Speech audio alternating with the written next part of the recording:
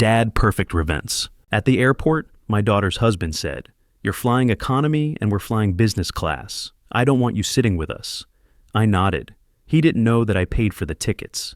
During the flight, I called the bank. "My name is Charles Anderson, and I'm 58 years old. This is my story. I used to believe that family was everything. For 35 years as a civil engineer, I'd built bridges and infrastructure across the Pacific Northwest. The Tacoma Narrows Replacement Project, the I-405 expansion through Bellevue, the Sound Transit light rail extensions. My fingerprints were on half the structures that kept Seattle moving. My late wife Linda and I worked ourselves to the bone, saving every penny, investing wisely, building something substantial to pass down to our daughter Rebecca. When Linda died 3 years ago from breast cancer, leaving me alone in our paid-off house in Ballard with a comfortable retirement fund of nearly $750,000, I thought Rebecca and her family would be my anchor. How wrong I was. The signs started small. At first, it was just occasional requests from my son-in-law, Timothy Parker. "Charles, could you help with the down payment on our new Escalade? The dealership needs it by Friday." Then it was private school tuition for my grandchildren, Amanda and Benjamin. "It's Whitman Academy, Charles, the best prep school in Hartford. Don't you want the best for your grandkids?" Of course I did. What grandfather wouldn't? So I transferred the money. $15,000 here, $25,000 there. Timothy always promised to pay me back when his next big commission came through. He worked as a portfolio manager at some investment firm in downtown Hartford. Made good money, or so I thought. Surely they could afford these things themselves. But the commission never seemed to materialize, and the requests kept coming. The roof needed emergency repairs, $22,000. Amanda needed orthodontics, another $15,000. Benjamin made some elite travel soccer team, $8,500 for equipment and fees. The kitchen was falling apart. Could I help with $35,000 for a complete remodel? Still, I told myself I was being useful, needed. Linda had always said Rebecca was our greatest accomplishment. I wasn't about to fail her now. When Rebecca called in late November, inviting me to spend Christmas with them in Hartford, I was overjoyed. I hadn't seen my grandchildren since Easter. I immediately went online and booked my usual economy seat, Alaska Airlines, nonstop Seattle to Hartford. I'd never been one for frivolous spending, even with my comfortable retirement. That's when Timothy called back 2 hours later. "Actually, Charles, change of plans. I booked us a chalet in Aspen for the holidays. Company perk. You should definitely come. The kids are so excited. I'll text you the flight details."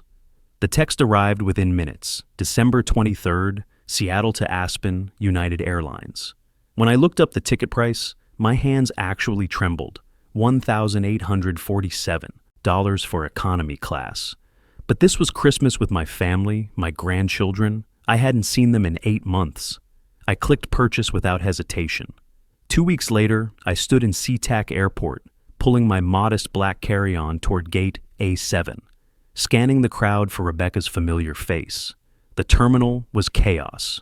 Families rushing with oversized luggage, delayed flight announcements echoing overhead, coffee shop lines snaking into the concourse.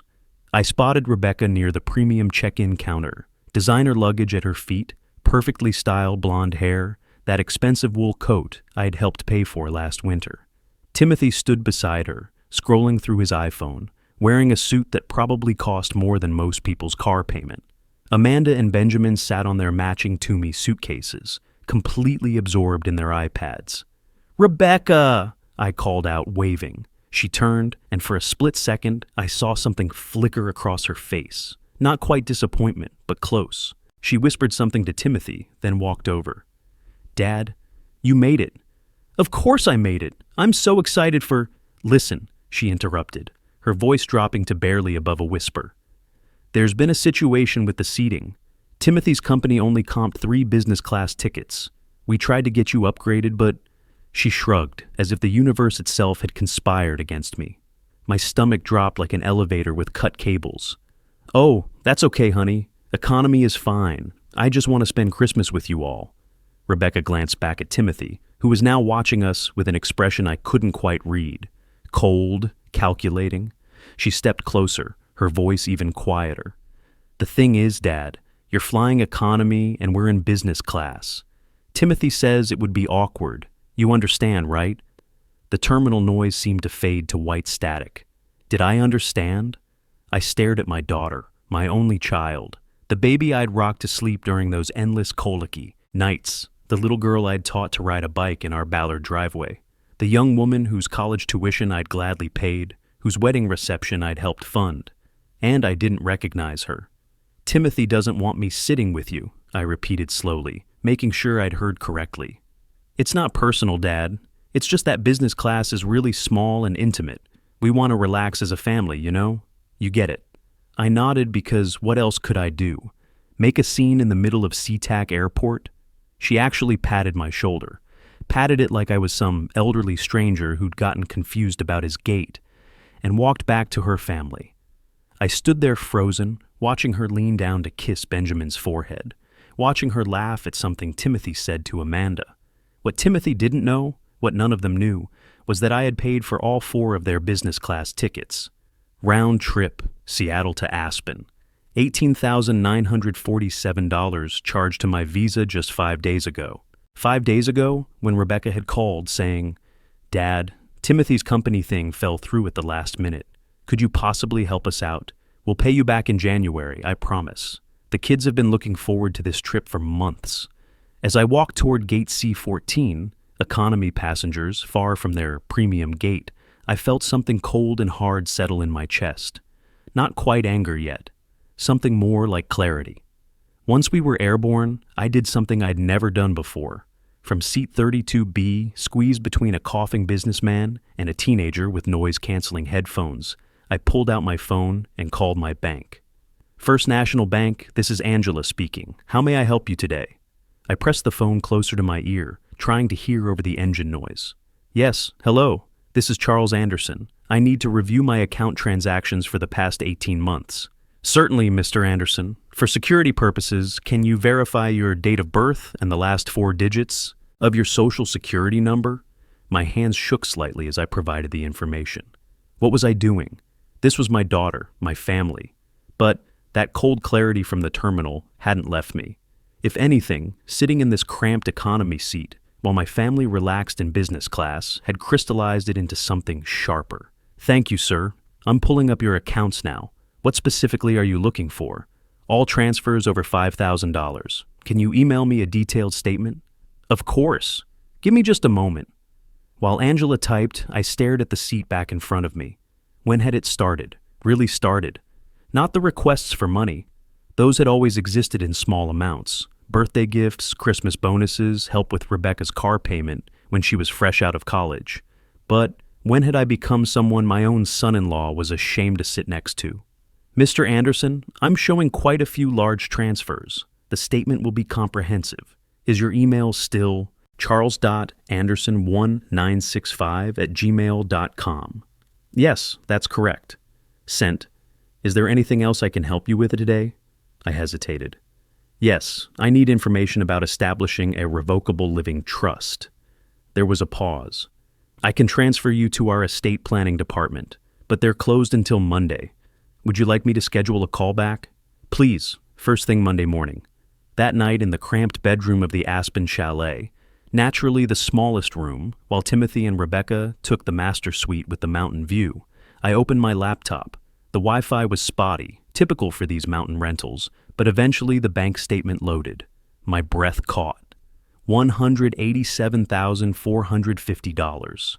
In 18 months, I had transferred $187,450 to Timothy and Rebecca's joint account. I scrolled through the list, each transaction bringing back a memory. $22,000. "Charles, we need emergency roof repairs. The inspector says it could collapse." $15,000. "Amanda needs braces and Invisalign. The orthodontist wants payment up front for the family discount." $8,500. "Benjamin made the premier travel soccer team. Equipment, fees, and travel expenses are due by Friday." $35,000. "We're finally redoing that horrible kitchen. You'll love it when you visit. It'll be like something out of those home shows Linda used to watch." And the most recent one, $18,947 for these very plane tickets.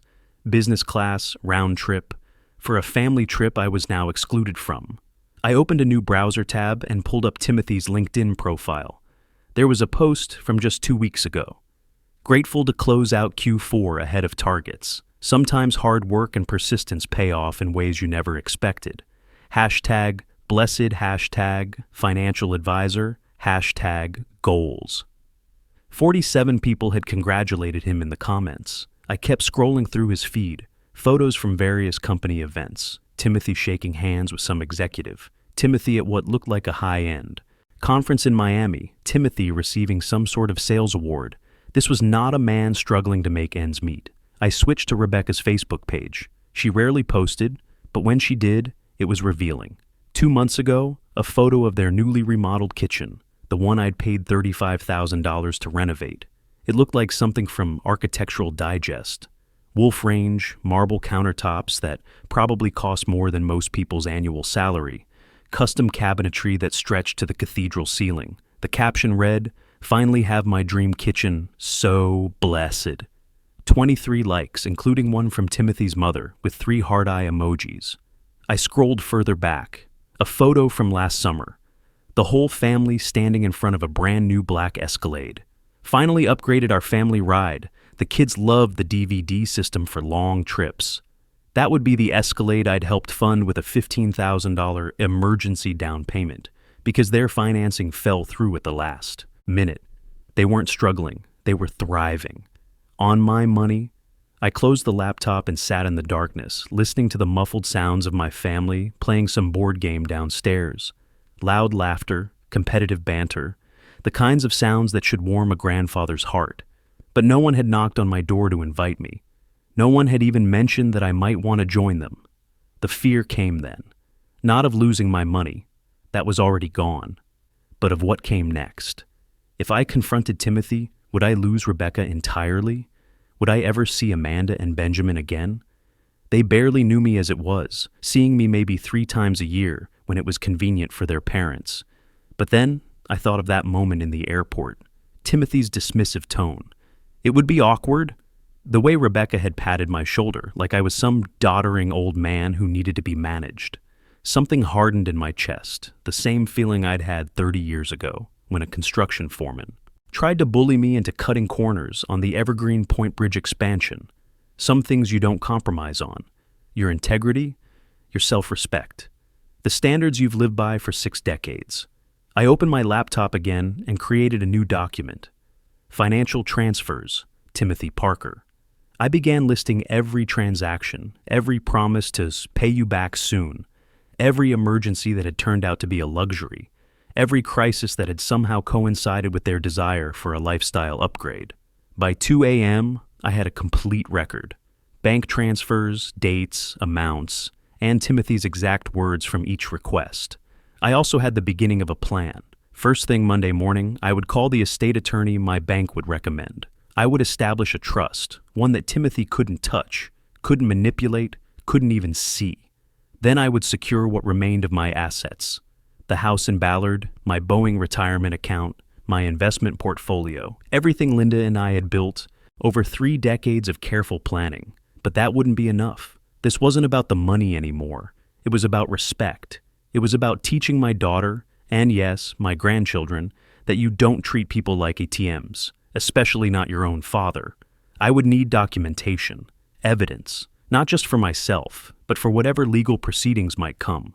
Because if I knew Timothy at all, and I was starting to realize I knew him better than I'd wanted to admit, he wouldn't take the loss of his personal bank account lying down. I pulled up my email and started a new folder, Timothy Records. Every email where he'd asked for money, every text message, every voicemail promising repayment, every casual mention of financial stress that had somehow required my intervention. I would save it all. As dawn broke over the Aspen Mountains, casting long shadows across the snow-covered peaks that Linda would have loved to see, I heard footsteps in the hallway. A soft knock at my door. "Grandpa?" It was Benjamin's voice, small and tentative. "Are you awake? Mom says breakfast is ready." I took a deep breath, saved my work, and opened the door. My grandson stood there in his pajamas, looking up at me with Linda's blue eyes. "I'll be right down, buddy." He grinned and ran off toward the stairs. I could do this. I would do this. But first, I had to get through the rest of Christmas. The Monday after Christmas, I sat in the offices of Walsh and Associates, estate planning attorneys, facing a sharp woman named Catherine Walsh, who couldn't have been much older than Rebecca. But unlike my daughter, Catherine looked at me with genuine professional attention. "Mr. Anderson, you mentioned on the phone that you want to restructure your estate plan. Can you walk me through your current situation?" I slid the folder across her mahogany desk. 37 pages of bank statements, highlighted transfers, and a detailed timeline I'd constructed during those sleepless nights. In Aspen, the numbers told a story I was still coming to terms with. "I need to protect my assets from my son-in-law." Catherine's eyebrows rose slightly, but her expression remained professionally neutral. She opened the folder and began reading. I watched her face as she processed the numbers, the patterns, the sheer volume of money that had flowed from my retirement accounts to their lifestyle fund. After 5 minutes that felt like an hour, she looked up. "Mr. Anderson, I need to ask you something directly. Did your son-in-law coerce these transfers? Were you threatened or manipulated?" "No," I said quietly. "He asked, I gave, every single time, and he promised repayment every single time, with my daughter backing him up." Catherine nodded slowly. "How much of this has been repaid?" "Zero, not $1. She closed the folder. "All right, here's what we're going to do. First, we establish a revocable living trust. All your assets, your home, your investment accounts, your Boeing pension, everything, transfer into the trust. You maintain complete control as trustee, but the assets are protected from creditors and opportunistic family members. How long will this take? The trust can be established within 2 weeks. But, Mr. Anderson," Catherine leaned forward, "once you do this, your son-in-law will likely find out. If he's monitoring your accounts, if he's named on anything, there will be notifications. Are you prepared for that confrontation?" I thought of Christmas morning, Timothy handing me a $15 bottle of wine from Costco while showing off the new Rolex that Rebecca had surprised him with. Rebecca presenting me with a generic gift card while wearing the diamond earrings I'd indirectly funded through their kitchen remodel budget. I'm prepared. The paperwork was filed on January 4th. By January 6th, my phone rang at 7:30 in the morning. "Charles, what the hell is going on?" Timothy's voice was sharp, aggressive, lacking any pretense of the respectful son-in-law persona he usually maintained. I was in my kitchen making coffee in the Ballard house Linda and I had bought 32 years ago, and I carefully set down my mug before answering. "Hello, Timothy. How are you?" "How am I?" "I'm confused, Charles. I tried to access the joint savings account Rebecca set up to help you manage your finances, and it's gone. Closed. The bank says all your accounts have been restructured. What's happening? Are you sick? Is this dementia?" There it was. The gaslighting had begun right on schedule, exactly as Catherine had predicted.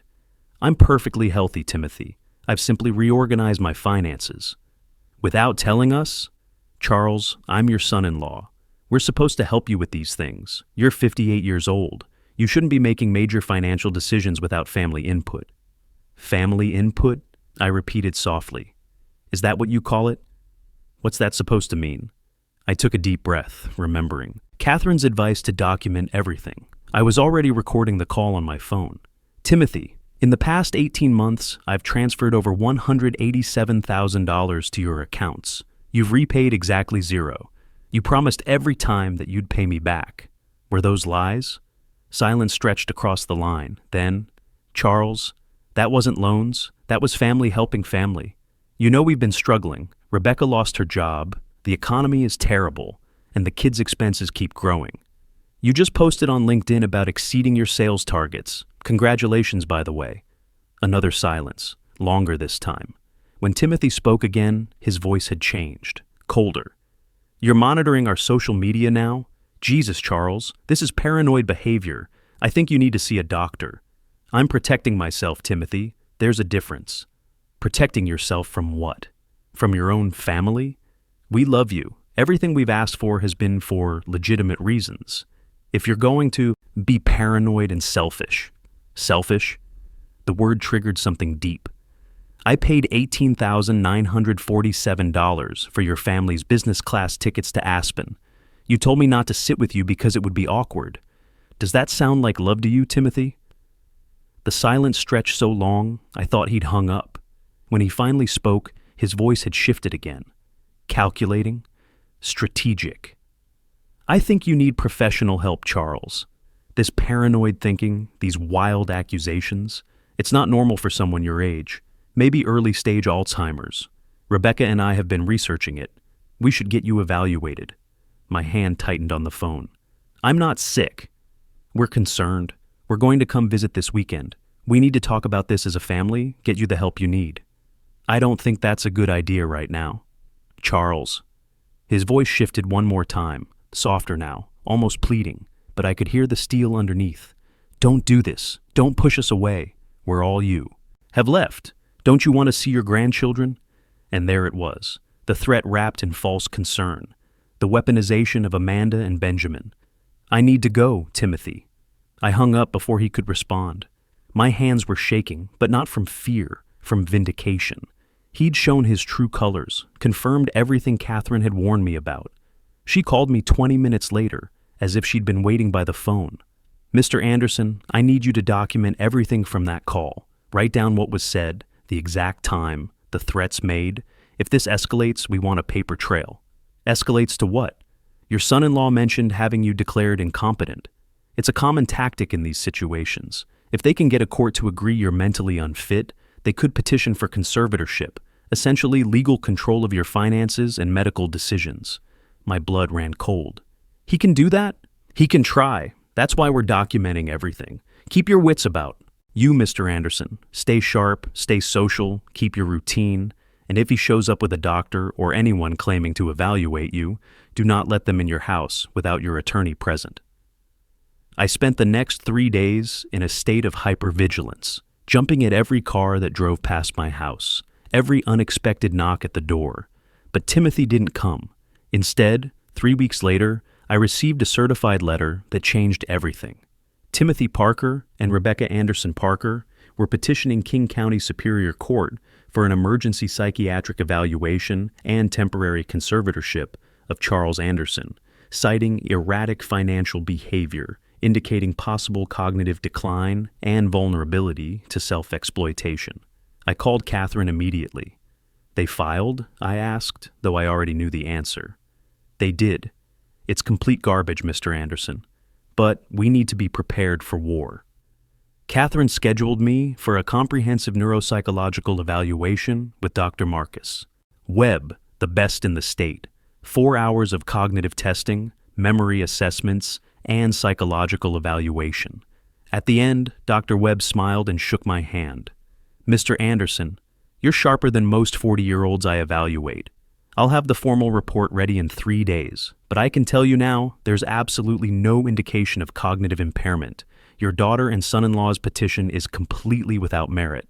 Meanwhile, Catherine filed our counter-motion with devastating efficiency.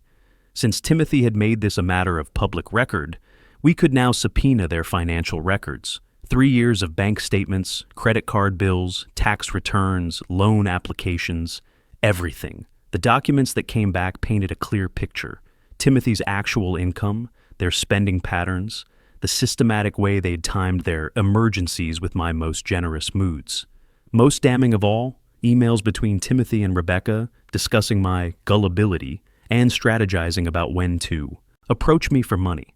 The courtroom was smaller than I'd imagined. February 15th arrived cold and gray, Seattle rain drumming against the windows of King County Superior Court. I sat with Catherine while Timothy and Rebecca sat across the aisle with their attorney, a slick man who'd clearly underestimated what he was walking into. Judge Andrea Martinez was a no-nonsense woman in her early 60s with steel gray hair and sharp eyes. Timothy took the stand first, all false concern and rehearsed talking points. He painted me as a confused widower making irrational financial decisions, suggesting I was vulnerable to self-exploitation and needed protection from my own poor judgment. Then Catherine stood up for cross-examination. "Mr. Parker, what is your annual income?" "Around $285,000. "And your wife doesn't work outside the home?" "She's a stay-at-home mother."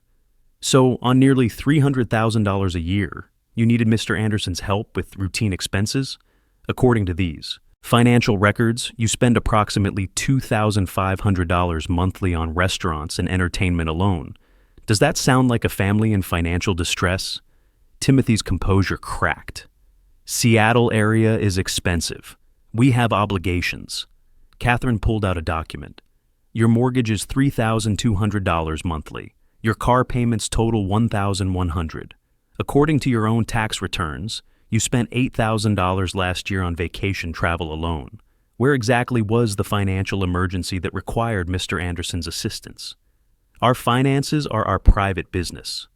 Not when you're claiming your father-in-law is mentally incompetent while simultaneously extracting nearly $200,000 from him. Catherine's voice was ice cold. Mr. Parker, did you tell Mr. Anderson not to sit with you on the plane to Aspen? The plane tickets he paid for? Timothy's face flushed red. There was limited space in business class. You told him, and I quote from his testimony, it would be awkward. Is that accurate? Yes, I said that, but no further questions. Rebecca's testimony was worse. She crumbled under Catherine's methodical questioning about the loans that were actually gifts, the emergencies that were lifestyle upgrades, the promises of repayment that were never honored. Then Catherine presented our evidence. Dr. Webb's neuropsych evaluation showing perfect cognitive function, my physician's testimony about my excellent health, the financial forensics showing the systematic extraction of funds, email records proving Timothy and Rebecca had planned their approach. When it was over, Judge Martinez didn't even leave the bench to deliberate. I've heard enough, she said. The petition for conservatorship is denied. Mr. Anderson is clearly of sound mind and has every right to manage his own finances. Furthermore, I'm deeply troubled by what appears to be a systematic pattern of financial exploitation by the petitioners. She looked directly at Timothy and Rebecca. You should be ashamed of yourselves. Outside the courthouse, Rebecca tried to approach me one last time. Dad, please, don't, I said quietly. Just don't. We can fix this. We can work it out. You tried to have me declared incompetent so Timothy could control my money. There's no fixing that, Rebecca. I walked away with Catherine and didn't look back. The fallout was swift and comprehensive. The Seattle Times picked up the story from the public court records. The headline read, Local investment manager attempts conservatorship of father-in-law after receiving $187,000 in undocumented loans.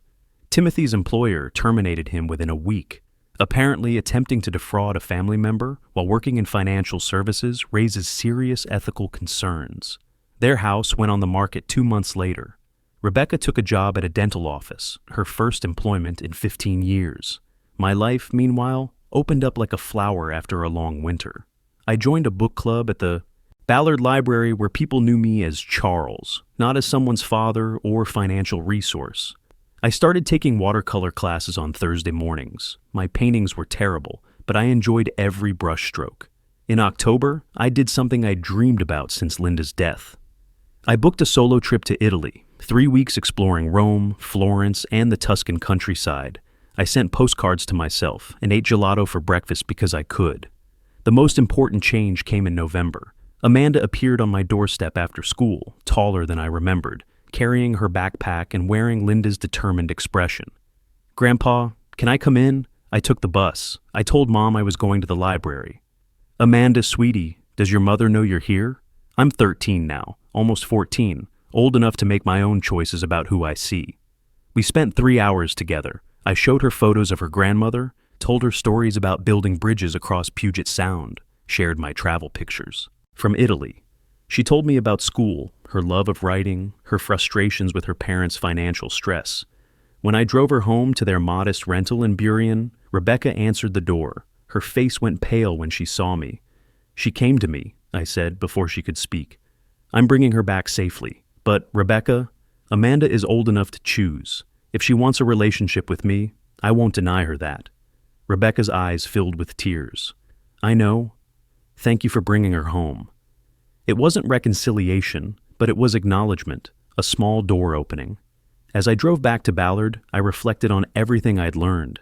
That love without boundaries becomes exploitation. That family who treat you like a resource aren't really family at all. That saying no isn't selfish. It's self-preservation. I also learned it's never too late to reclaim your dignity, even at 58. My house feels different now. Lighter. The engineering drawings on my office walls remind me of what I built, with my own hands and mind. The retirement fund Linda and I worked 35 years to accumulate belongs to me again, protected in a trust that can't be manipulated or exploited. I have friends who see me for who I am. I have hobbies that bring me joy.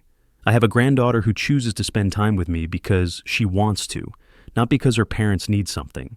And most importantly, I have my self-respect back. Timothy and Rebecca lost everything they'd built on my generosity, and I finally found myself. The trade seems more than fair, so I ask you, what would you have done? Would you have kept giving to keep the peace, or would you have drawn the line where I did? If this story resonates with you, share it. Someone out there needs to hear they deserve better. You're worth fighting for. Don't let anyone convince you otherwise. Sometimes the greatest act of love for your family is teaching them that your generosity has limits, because respect that isn't earned through character will never be genuine, no matter how much money you give.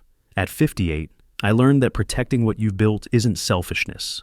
It's honoring every day you worked, every sacrifice you made, and every dream you and your spouse shared for a secure future.